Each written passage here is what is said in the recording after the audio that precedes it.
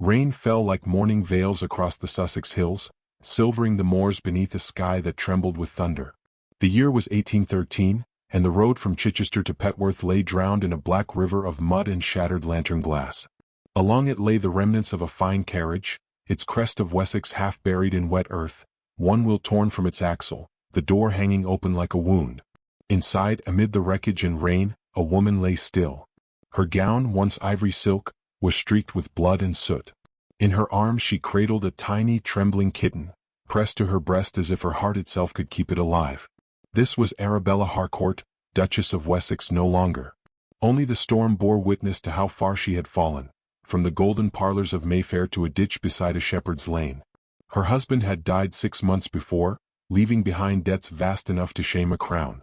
The creditors had taken the London townhouse, the jewels, even the portraits from her drawing-room walls. Society's mercy, ever fleeting, turned its face from her. Whispers followed her departure from the city, that she had been complicit in her husband's ruin, that her beauty had faded, that she would never be received again. Tonight she had been bound for her aunt's small estate in Midhurst, a place whispered of as sanctuary. But fate had written otherwise. The mare that drew her carriage had bolted at lightning strike, the coachman thrown clear. Now silence reigned except for the storm's grief. Her hands still clutched the kitten's matted fur, her lips parted to breathe what little life she could offer another creature. Then, a voice, distant yet firm, called through the rain. "Hello there. Is anyone alive?" A man's silhouette emerged from the blur, broad-shouldered, steady, bearing a lantern that wavered against the gale. He wore the coarse coat of a laborer, trousers soaked to the knee, and moved with a soldier's caution. Thomas Hale had served in Spain under Wellington, though no one would have guessed it now from the plough lines on his palms. He was a tenant farmer, 32, unwed, a man known for silence more than speech. The night had driven him from his cottage when his sheep panicked at the thunder.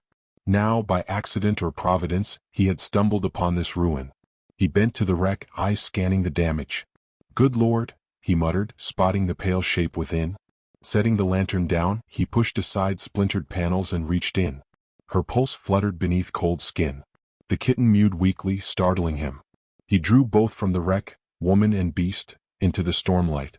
She weighed little, her body limp, her face striking even in ruin, the kind of beauty that spoke not of vanity but of breeding, of a world his calloused hands had never touched. "Miss? Can you hear me?" he asked, shaking rain from his hair.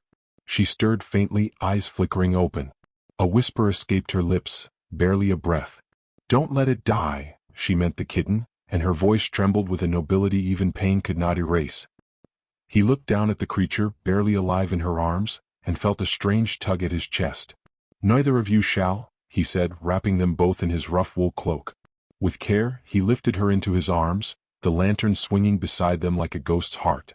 The path back to his cottage wound through sodden fields and low stone walls. Every step sank into mud, but he carried her as though she weighed nothing more than a dream he dared not wake. His cottage was small, the sort built by a man who expected nothing grand from life. 2 rooms, a low fire, shelves lined with pewter, the smell of rain and wool. His sister Mary looked up from mending a shawl when the door burst open. "Mercy, Tom. What have you?" "An accident by the lane." "Fetch the blanket," he said. He laid the stranger near the hearth, where firelight kissed her pallid skin. The kitten stirred faintly against her, its frail body pressed to her collarbone. Mary knelt beside her. "She's no servant," she whispered, noting the fine lace at her cuff, the faint scent of roses even through the storm's filth. "Governess, perhaps," Thomas said quietly. "She'll freeze if we do not tend her." They worked in silence, Mary dabbing her brow, Thomas stoking the fire higher. When warmth returned to the room, the woman's breathing steadied. Her eyelids fluttered open again, revealing eyes of a blue so deep they seemed almost violet. She looked about the small cottage, the plain table, the kettle, the man watching her with cautious respect. "Where am I?" she murmured. "In my home," he said simply. "You were thrown from your carriage. You're safe now." She tried to rise, winced and fell back. He steadied her shoulder, his touch firm but gentle. "You must rest. I'll send word to the village come morning." Her gaze flickered to the kitten, now curled near the fire in a scrap of linen. "You saved it," she whispered. He almost smiled. But I think it was you who did." Something in his tone, humble, unadorned, pierced through her exhaustion. No one had spoken to her with such quiet sincerity in years. Not since before the marriage, before the empty titles and colder dinners. She turned her face slightly toward the fire, hiding the tears that welled. "What is your name, miss?" "Mrs. Arden," she lied without pause. The false name came from instinct, from the need to protect whatever dignity remained. "My carriage was bound for Midhurst." He nodded, seeming to accept it. "I'm Thomas Hale. My sister Mary." Mary smiled kindly. "You're lucky my brother walks his fields even in storm. He's too restless by half." Thomas said nothing, but there was the faintest flicker of humor in his eyes. He fetched another log for the fire. "I'll see that you have dry clothes, Mrs. Arden. You'll not travel before the weather clears." "Thank you, Mr. Hale." She hesitated on his name, simple, sturdy, unburdened by the poison of rank. For a moment she wished it were hers too. Outside, the storm howled against the thatch, the world beyond shrinking to darkness. Inside, warmth grew, fragile, uncertain, yet real. Arabella watched the farmer move about the room with quiet efficiency. Every motion, the way he wrung rain from his coat, the way he tended the small creature she'd nearly died to protect, spoke of a decency untouched by society's cruelty. He caught her gaze once, and for a breath, neither looked away. When at last she closed her eyes, exhaustion claiming her, the room blurred into amber light. Thomas lingered a moment, studying her face. There was refinement there, yes, but also a sorrow that humbled him. A woman who had known comfort yet carried something heavier than loss. He whispered almost to himself, "Who are you truly?" But the only answer was the sigh of wind through the eaves, and the soft purr of a kitten dreaming by the fire. Morning broke pale and trembling across the Sussex fields, the storm spent but not forgotten. The land steamed faintly where rain had beaten the soil raw, and a gray mist drifted low over the hedgerows. Inside the Hale cottage, a fire still glowed, and the scent of damp wool mingled with baking bread. Arabella woke to the sound of a kettle whistling and the murmur of voices beyond the half-open door. For one brief instant she forgot who she was. The Duchess, the widow, the scandal whispered about in drawing rooms. She was only a woman among gentle sounds and honest air. But memory soon returned, sharp and cold as the morning light. She pushed herself upright, wincing at the ache in her shoulder, and found a folded gown upon the chair, coarse linen, clean, the sort worn by village women. A note in a man's hand lay atop it, "Dry clothes by the fire. You will take a chill if you rise too soon." She traced the inked letters with her fingertip, bold, steady strokes. Thomas Hale's handwriting. When she stepped from the small bedchamber, the scene before her felt almost pastoral. Thomas sat by the hearth mending a harness, sleeves rolled to his forearms, his dark hair still damp from washing. Mary stirred porridge at the stove, humming under her breath. The kitten, restored and content, dozed on the farmer's knee. "You ought not to be up," Thomas said, glancing up as she entered. "I fear idleness would wound me more than bruises," she replied softly. "And I would repay your kindness in any way I may." His mouth curved faintly. "Then you may sit and eat. That will be repayment enough." Mary offered a wooden bowl and gestured toward the small table. "We've little fine china here, but the porridge is warm." Arabella took her seat, the rough grain of the wood catching her sleeve. She ate quietly, savoring the unfamiliar simplicity, oats, cream and honey from the hives behind the cottage. When she lifted her eyes, she found Thomas watching her, not with impertinence, but with a kind of quiet study, as though he sought to understand how someone so refined had fallen into his care. "You've a London accent," he observed at last. "Not many about here speak so." "I taught in a household near Hanover Square," she said after a pause, her lie measured and small. "My mistress passed away last year. I have been unsettled since." It was close enough to truth to be bearable. "I thought as much," Mary said kindly. "There's something in your manner, neat as lacework even when wounded." Thomas said nothing more. But as he leaned over the harness, Arabella noticed the faint scar that crossed his knuckles, a pale mark that spoke of older battles. There was steadiness in him, not the roughness she'd expected from a country man. His silence was not ignorance, it was discipline. She recognized it from the officers' balls of her late husband, men who'd seen horror but carried it with grace. By noon, sunlight spilled through the cottage windows. Arabella insisted upon helping Mary hang washing on the line, though the other woman protested. "You've not the strength, dear," Mary said, but Arabella smiled faintly. "Then I shall borrow some from you." Together they worked, the wind snapping linen like white flags of truce. Her hands, so long used to silk and gloves, felt raw against the rope. Yet she found a strange peace in it, the rhythm of shared labor, the smell of soap and grass. Thomas passed by with a bucket of water from the well. "You'll blister those hands, Mrs. Arden." "Better a blister than a crown I cannot bear," she murmured, too low for him to hear, or so she thought. But he glanced at her sharply, puzzled by the sadness in her voice. When the day wore on, villagers began to pass along the lane, shepherds, women carrying baskets of eggs, a child herding geese. Each looked curiously at the stranger in plain dress working beside the Hales' cottage. Arabella felt the weight of their glances and lowered her gaze, though her cheeks burned. Once she had drawn eyes because of admiration, now it was suspicion. That evening, Mary walked to the village with eggs to sell, leaving Arabella alone with Thomas and the soft hiss of rain returning against the roof. He sat by the fire oiling his boots, while she mended her torn gown. For a time neither spoke. The quiet between them was not empty but full, of thoughts unsaid, questions unasked. At length he broke it. "You've the look of someone running from ghosts." Her needle paused. "Do not all souls, Mr. Hale?" "Some ghosts are harmless," he said. "Others have teeth." She looked at him then, really looked. The fire's light caught his face, turning his brown eyes amber.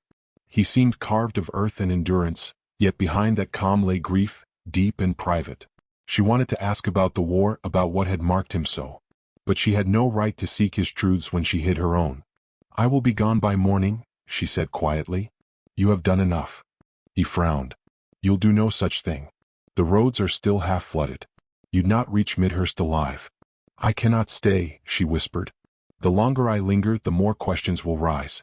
I've already brought trouble to others." He leaned forward, elbows on knees. "And if the trouble finds you again, will you face it alone?" She met his gaze, but her voice failed. Before she could answer, a knock sounded, sharp, abrupt. Thomas rose at once, moving to the door. On the threshold stood Mrs. Cartwright, the vicar's wife, small and sharp-eyed beneath her bonnet.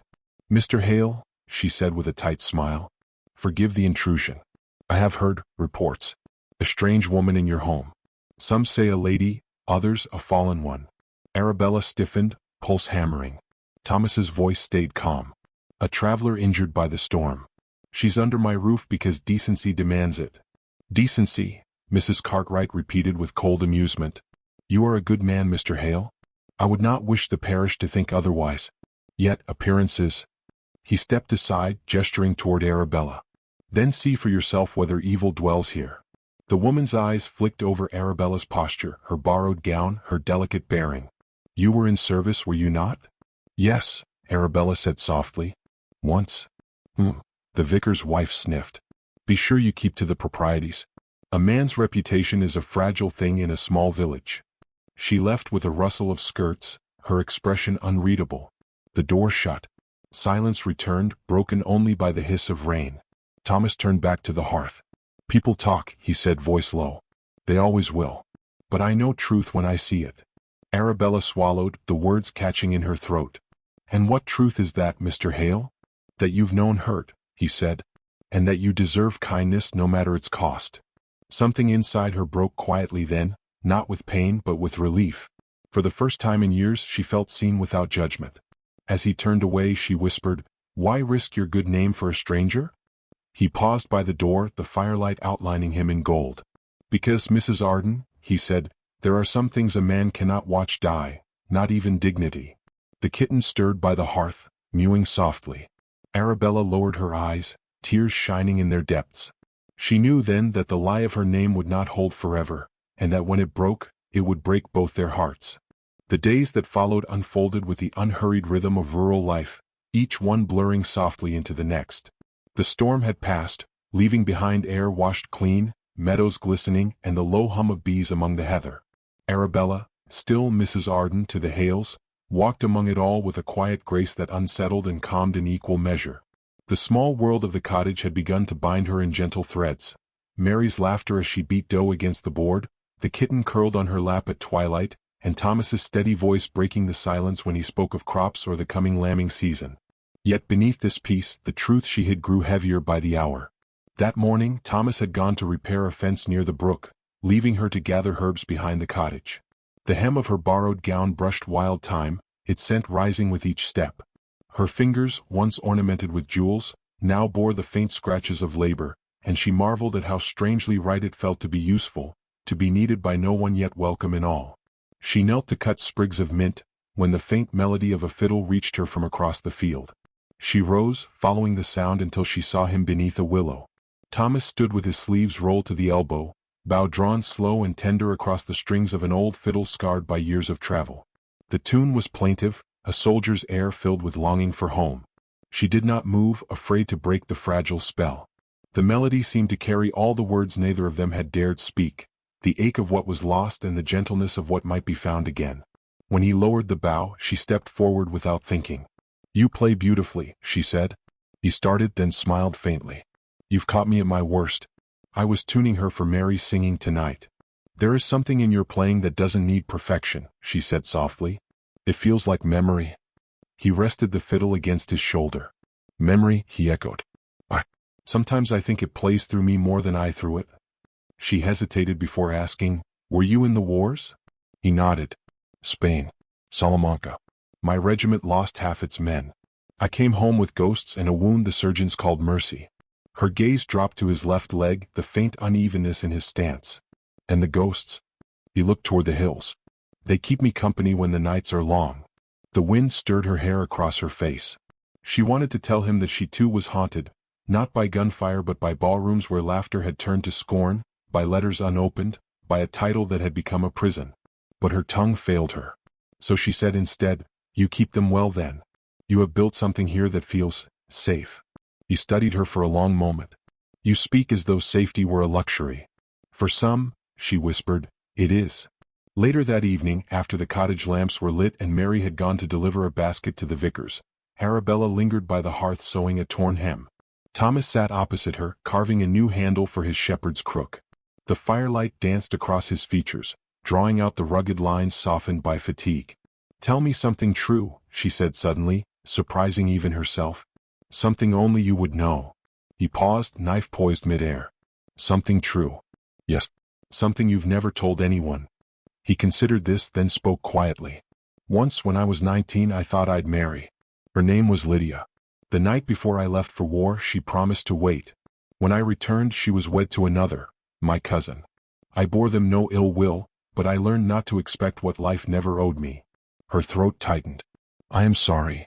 He gave a small shrug. "The past owes us nothing, Mrs. Arden. We either bow beneath it or walk beside it." His words struck deep, reverberating in places she had tried to silence. She thought of the late Duke, how he had squandered everything, including her heart, on cards and mistresses. How she had smiled through humiliation because the Duchess of Wessex must never falter. How she had buried herself under duty until the title was all that remained. When she looked up, Thomas was watching her, not with curiosity but with understanding. "And you?" he asked gently. "What truth would you tell?" She drew in a slow breath. "That I was once someone I no longer recognize. That I lived among marble and chandeliers and still felt unseen. That I would trade every diamond I ever wore for one day's peace of mind." He set down the knife. "You speak like a woman who's seen the world, not a governess." The air thickened. She forced a smile that trembled. Perhaps too much of it. The kitten leapt into her lap then, breaking the silence. She stroked its fur, grateful for the distraction. "Do you ever wish you had never gone to war?" she asked. "I do not wish away the road that led me here," he said simply. "Pain forges more truth in a man than comfort ever will." Their eyes met, and the quiet between them deepened. No longer merely silence but something living, fragile, and trembling. That night, rain returned in soft murmurs against the windows. Arabella lay awake long after Mary's breathing had steadied. From the next room came the faint scrape of a chair, then a sigh, then the hush of the fire settling to embers. She rose, barefoot, and peered into the hearth-room. Thomas sat half in shadow, the fiddle beside him, staring into the flames as though they might answer the questions neither dared ask. She stepped forward. "You cannot sleep either?" He looked up, startled, then shook his head. "The wind keeps me awake. It reminds me of the sea," she said, sitting near the hearth. "Endless but never still." He smiled faintly. "A good likeness for life, that." She folded her hands in her lap. "Thomas, may I call you that?" He hesitated only a moment. "If you wish it." There was comfort in the sound of his name. "You have given me shelter, kindness, safety, without ever asking who I am or what I've done." "Why?" "Because goodness should not ask for reasons," he said. Her heart ached with gratitude she could not speak. She looked at him across the dim room, the orange light softening his face. "If I told you I was not what I seemed," she whispered, "would you despise me for it?" He frowned, leaning forward. "I'd sooner despise the world that made you afraid to be known." The word struck her with a sweetness that hurt. For the first time she wanted to tell him everything, her name, her shame, the titles that chained her. But the moment wavered. Outside, distant hoofbeats echoed over the wet earth. Thomas's head turned sharply toward the window. "Riders," he said, voice low. Arabella froze. "Here?" He stood, every muscle taut. "No travelers come this way at night." The sound grew nearer, a rhythm she knew too well, the disciplined thunder of royal horses. Her breath caught. She pressed a trembling hand to her mouth, eyes wide with fear.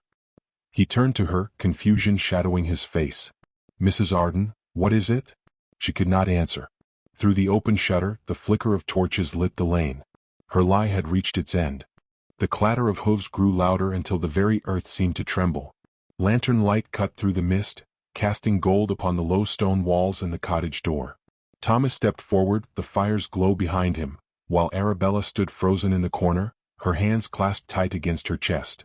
In that single moment, the peace they had built, fragile, tender, wordless, felt like spun glass about to shatter. Outside, a voice called out, "By order of the House of Harcourt, open at once." Thomas's brow furrowed.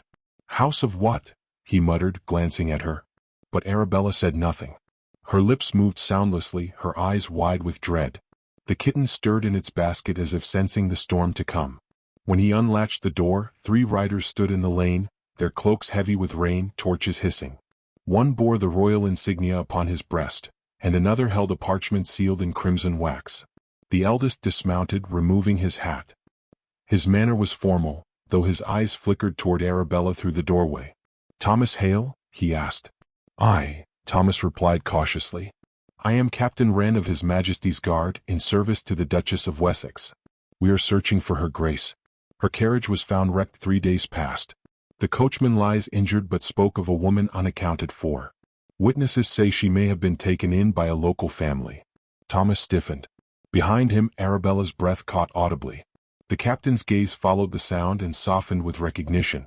"My lady," he said quietly, removing his hat once more. "Thank heaven you are alive." The room fell utterly still. Mary, returning just then with her basket, stopped in the doorway, eyes wide as saucers. Thomas turned slowly toward Arabella, searching her face for denial, but found only shame. She did not speak. Instead, she lowered her gaze and whispered, "Yes, I am she." A silence heavy as iron filled the space. The captain stepped forward. "We have orders to escort you to Wessex Hall at once. The Dowager Duchess is beside herself with grief." Thomas's voice came rough and quiet. "You're saying this woman?" He broke off, staring at her. "You're saying she's a duchess?"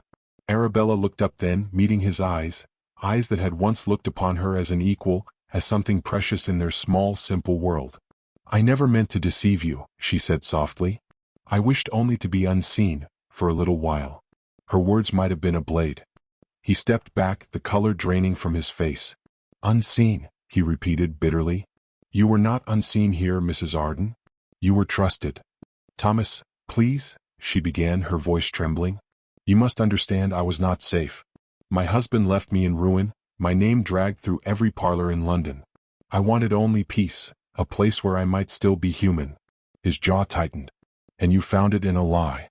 The captain cleared his throat politely, clearly wishing to spare them, yet unwilling to delay. "Your Grace, your carriage awaits. We must leave before the roads flood again." Mary spoke then, gently, as though to a frightened child. "She's been kind to us, Tom. She mended your hand, helped with the lamps. Her name don't change that." But Thomas did not move. The air between him and Arabella seemed to vibrate with something deeper than anger. Sorrow, perhaps, or the terrible knowledge that what they had built could not endure daylight. At last, she drew herself upright, summoning the dignity of her station. "Captain," she said with quiet grace, "allow me one moment more." He inclined his head. Arabella turned back to Thomas. Her eyes glistened in the firelight. "When you found me," she said, "I thought myself dead, if not in body then in spirit. You gave me life again though you knew nothing of me. I wore your sister's gown, ate your bread, shared your fire. You treated me with gentleness when the world had forgotten the meaning of it. If I have wronged you, I beg your forgiveness, but know that every word, every kindness I offered was true." He stared at her for a long moment, the storm's echo filling the silence. Then he said quietly, "And yet, when I speak your name now, it will not belong to me." She flinched as though struck. For a moment, neither spoke. The captain stepped forward again, offering his arm. "Your Grace, we must go." Thomas moved aside, wordless. The kitten mewed plaintively, leaping from the basket toward her skirts. She bent to lift it, pressing its small head against her cheek.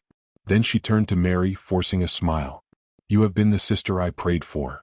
Mary swallowed hard, tears bright in her eyes. "And you the lady I'll never forget." Outside, the horses stamped restlessly. Arabella hesitated on the threshold, her gaze drifting once more to Thomas. The wind lifted her hair, and in that wild motion, she looked both regal and heartbreakingly human. "If I could choose my station," she whispered, "it would be the hearth beside yours." He said nothing. His hands hung at his sides, fists slowly unclenching. She lingered one breath longer, then turned and stepped into the waiting carriage. The door closed with a soft, final click. The riders spurred their mounts, vanishing into the fog and drizzle. The lane grew silent but for the fading thunder of hooves. Thomas stood in the doorway long after the light had gone, until Mary touched his arm. "She didn't mean to hurt you," she said gently. He shook his head. "Meaning has little to do with hurt." She hesitated. "You could go after her." "And say what?" His voice broke slightly. "That a farmer loves a duchess? That I mistook a miracle for something meant to last?" He turned away from the door, the fire burning low behind him. The kitten sat where she had stood, mewing softly, lost without the scent of her arms. He lifted it absently, holding the small creature against his chest. "Seems we're both fools," he murmured. The days that followed blurred like dream and memory. The villagers whispered, about the lady who'd come from nowhere and vanished in grandeur. Some said she'd been a noble runaway, others a ghost seeking warmth. Thomas neither confirmed nor denied. He worked from dawn until dusk, his silence a shield no one could breach. Yet every night, when the wind rattled the shutters, he thought of her voice, the quiet tremor when she spoke his name, the way she had looked at him not as a peasant but as a man. He would never admit it aloud, but a single truth clung to him more tightly than grief. He had seen her soul uncloaked by title, and it had felt like sunlight breaking through years of gray. Spring came. The fields greened again, the lambs bleated, the days lengthened. Yet even in that renewal, a shadow lingered. He dreamed sometimes that she returned, walking across the meadow in her plain muslin gown, carrying the kitten, smiling as though nothing had changed. But he would wake each time to the same empty silence and the steady sound of the brook beyond the window. One afternoon, while mending the fence she had once watched him build, a glint caught his eye, something half buried in the grass. He knelt and lifted it, a small silver locket, the chain broken, engraved faintly with the crest of Wessex. Inside was a lock of dark hair tied with ribbon. He stared at it for a long while before closing his fist around it. The world seemed to hold its breath. He did not know it yet, but the locket was not all she had left behind, and soon neither silence nor distance would be enough to keep her from him. The summer fair came to Sussex with banners fluttering like captured sunlight and the hum of laughter that carried across the meadows. 3 months had passed since the night Arabella Harcourt vanished from Thomas Hale's world, leaving behind the echo of carriage wheels and the scent of rain. In that time, the rhythm of life had returned, the sheep to their pastures, the crops to their patient growth, but nothing in Thomas himself had settled. He moved through his days like a man waiting for a sound that never came.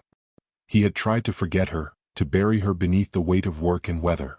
Yet each dawn brought something, the way light slipped through the window like her voice, or how the kitten, now half grown, pawed at his boot until he lifted it as she once had. The locket remained in his pocket, its weight both comfort and torment. At night, when the fields whispered in the wind, he would hold it in his palm and think, "You should have stayed unseen." The fair was a kind of surrender, his sister's insistence that he join her and the neighbors in something resembling joy. "You've worn grief too long, Tom," Mary had said, brushing the dust from his coat. "Go and breathe among the living." And so he went, though his heart lagged behind. The meadow beyond the village green was alive with color. Stalls draped in ribbons, children chasing hoops, fiddlers tuning strings. The scent of roasted apples and fresh hay filled the air. Thomas walked among it all like a man in another age, nodding to familiar faces, though none seemed to see him truly. He paused by the sheep auction, spoke little, and wandered toward the ridge where the crowds thinned. There, beyond the flutter of bunting and laughter, stood a solitary carriage, modest, plain, without crest or guard. Its door opened just as he turned to leave. A woman stepped out, clothed in cream muslin that shimmered faintly in the sunlight. Her bonnet shaded her face, but the way she moved, the grace in her stillness, stopped him where he stood. The wind caught the ribbon at her throat. She lifted her head, and the world contracted into silence. Arabella. She was thinner, perhaps, but her bearing held a quiet strength he had not seen before. The diamonds were gone. The Duchess of Wessex no longer existed. In her eyes there was only the woman who had once stirred his soul beside a cottage fire. She walked toward him slowly, each step deliberate, her gloved hands trembling. He could not move. "Mr. Hale," she said softly, her voice carrying through the hush that had fallen between them. "Your Grace," he managed, though the words came out rough. "You should not be here." Her smile was faint, sorrowful. "No. But I came all the same." He stared at her, uncomprehending. "You have a world waiting, estates, servants, a name carved in stone. Why come to mine?" "Because the world I left behind has no breath in it," she said.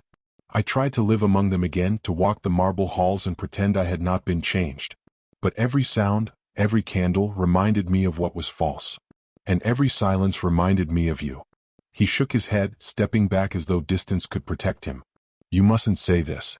You don't belong here." She followed, unflinching. "Do you think I haven't tried to forget? I walked gardens built for queens and envied the shepherd's wife hanging her washing to dry. I attended dinners where men spoke of honor but knew nothing of it. And all I could think was how you carried me from the wreck as if my worth were not measured by title or coin. How you looked at me and saw not a duchess but a woman." His chest rose sharply. "And what am I to do with such words? If I touch you now they'll call it treason. If I love you again I'll ruin you." Her gaze softened. "Thomas, I am already ruined, but it is the sweetest ruin I have ever known." He closed his eyes, battling the surge within him. "Why tell me this? What can come of it?" "Truth," she said simply. "After a lifetime of lies." She reached into her reticule and drew something small and gleaming, the twin of what he carried. "When I returned to Wessex Hall, I found the locket missing. I thought it lost forever, until a groom brought word that one had been found near the South Downs. I knew then that you still kept a part of me."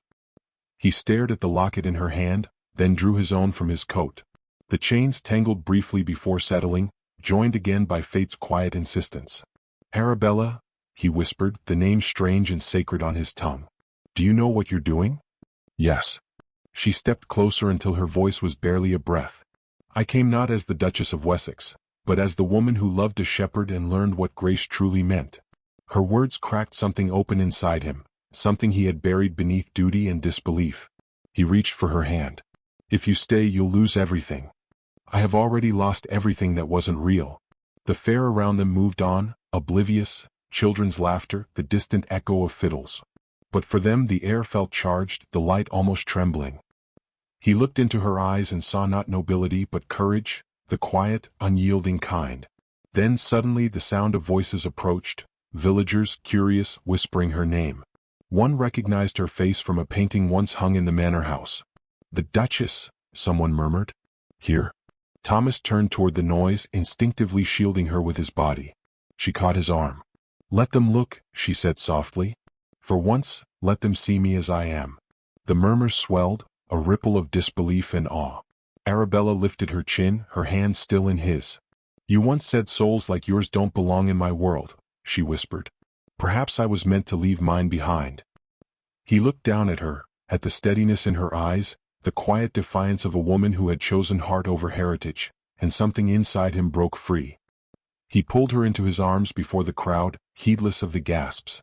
Her breath caught against his shoulder, the years of restraint collapsing into a single heartbeat. "I am no gentleman," he said hoarsely, "but by God I'll keep faith better than any lord." She smiled through tears. "Then let this be our vow." A hush fell and even the air seemed to still. The sun slipped from behind a cloud, pouring light across them like benediction. For a moment, it seemed as though the world itself had consented to their union. Mary arrived breathless, eyes wide with astonishment and joy. "You fool man," she whispered to her brother, smiling through tears. "She's come home." Arabella laughed softly, the sound trembling with relief. "If home is where truth lives," she said, "then yes, I have." Thomas drew back slightly, brushing his thumb along her cheek. "You will be judged for this," he warned. Let them judge, she said. The title they gave me was never mine to keep. The name I wish to bear now is yours. His breath caught. Arabella Hale? Yes, she said. If you will have me. The crowd murmured again, some with shock, others with quiet wonder. The vicar himself, drawn by the noise, approached with an incredulous smile. Well, he said, glancing between them, if vows are already spoken and hearts already wed, I suppose the church can do little more than bless what heaven clearly has. Thomas bowed his head, unable to speak. Arabella reached for his hand, and in that simple touch was the end of all boundaries, the quiet triumph of love over lineage. Later, when dusk fell and the fair's lanterns flickered to life, they stood together at the ridge where it had all begun. The kitten wound itself around their feet, purring like a benediction. The meadow stretched before them, golden and endless. Arabella turned to him, her voice low, tender. You once said souls like yours do not belong in my world. You were wrong. He smiled faintly, eyes glistening. No, Arabella. You brought your world to mine. Above them, the first stars shimmered awake. And somewhere beyond the fields, the wind carried a single, unspoken truth, that a duchess had laid down her crown not for a throne, but for a heart that had known mercy. Now, click on the story beside this one. It's even more beautiful, more haunting. You won't forget it. Go on, I'll be waiting by the firelight.